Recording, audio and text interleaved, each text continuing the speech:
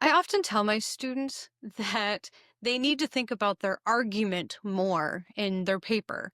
And I think they get lost on this. So in this episode, we're going to talk about what do we actually mean by developing or creating your argument.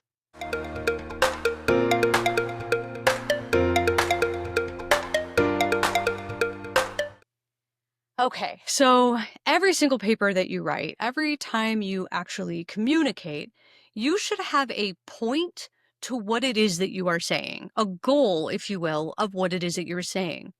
Now, another word for this goal can be argument. We don't mean people fighting. We don't mean that we're necessarily trying to persuade someone. By argument, it's really just another way of saying, what's the point? Why am I reading this paper? Why am I writing this paper?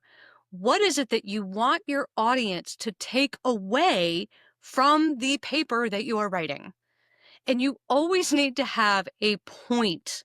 It's not just, well, I'm writing this paper because my professor asked me to. Okay, sure, that can be your argument, but that's a pretty weak one, and it's not going to make for a good paper. So if you're thinking about writing this argument and your professor is saying, what is your argument? They're actually saying, what is the point that you are trying to make?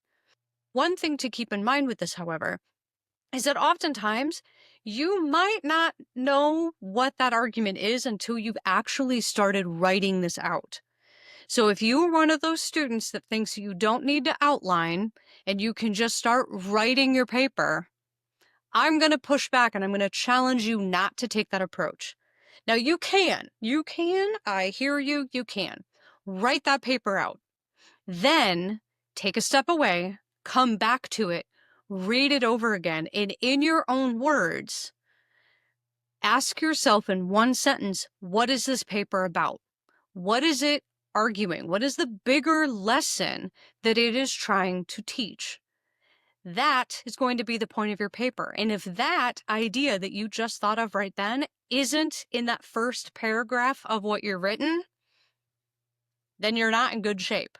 You always want to think about what your argument is, and that needs to be in that first paragraph. Every paper that you write, every speech that you give, you need to be thinking about what is it that is the point of this? What is the larger lesson? What is it that I want my audience to leave with? What is that nugget of truth that I want to provide for them? You need to have that in the very beginning.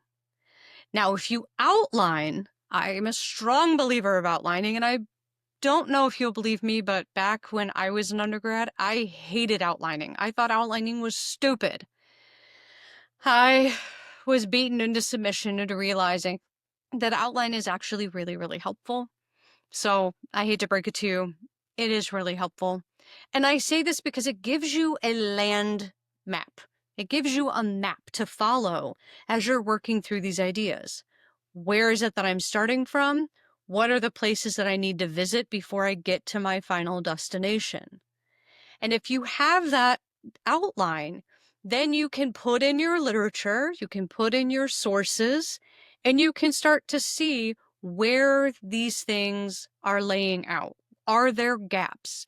Maybe I have lots of resources on one topic, but I only have one source on another topic.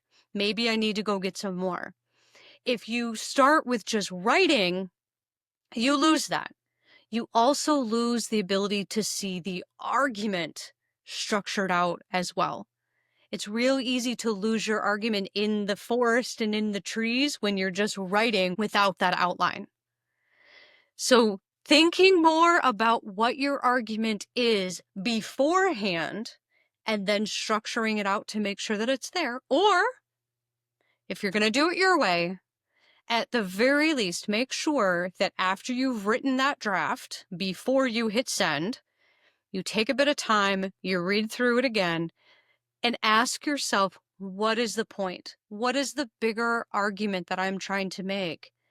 And then go back, make sure it's in the beginning, and firm up how you're supporting that idea. This is going to make a much stronger paper And I bet your professors will be pretty happy with it, and therefore you might be happier with your grade that you get as well.